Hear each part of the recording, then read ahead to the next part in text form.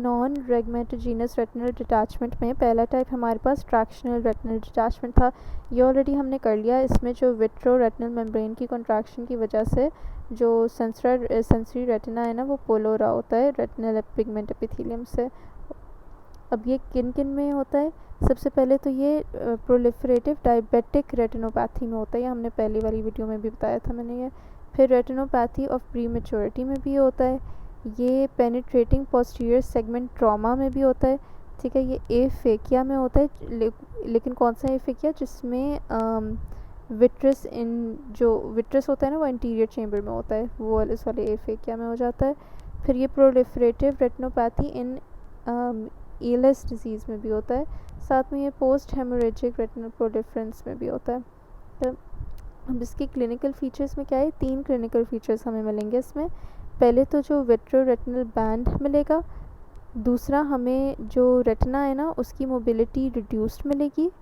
तीसरा, जो सबसे हाईएस्ट एलिवेटेड पार्ट होगा ना रेटिना का, वो वही होगा जहाँ पे ट्रैक्शन हुई होगी। ठीक है, अब इसकी जो ट्रीटमेंट होती है उसमें हम 2 चीज़ें करते हैं।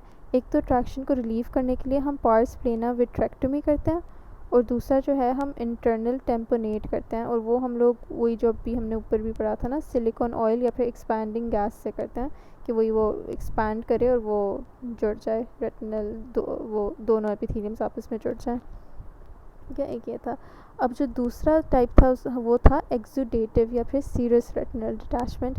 इसमें क्या हो रहा होता है कि जो वो है ना सब रेटिनल स्पेस, उधर एक्सुडेटिव या फिर सीरस फ्लूइड एक्यूमुलेट होना शुरू हो जाता है।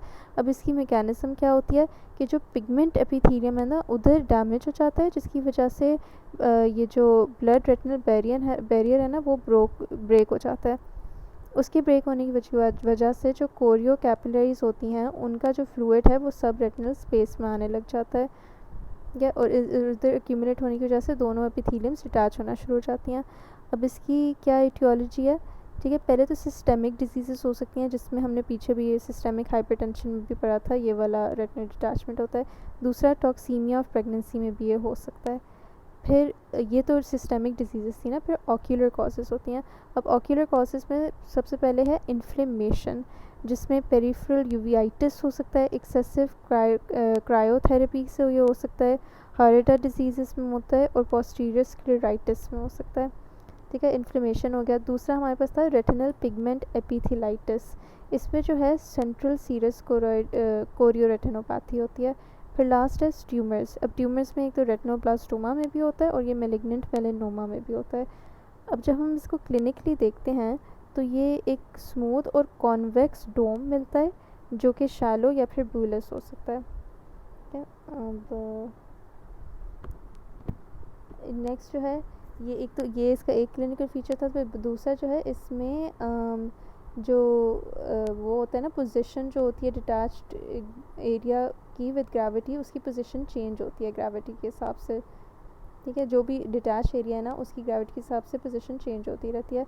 फिर तीसरा, अगर वो बुलस एक्सुडेटिव रेटिनल डिटैचमेंट है ना तो उसमें जो फ्लूइड है वो जो भी डिपेंडेंट पोजीशन होगी ना उधर मूव हो जाएगा, और इसको हम शिफ्टिंग फ्लूइड बोलते हैं। मतलब will shift according to the position और सबसे डिपेंडेंट पार्ट में जाएगा।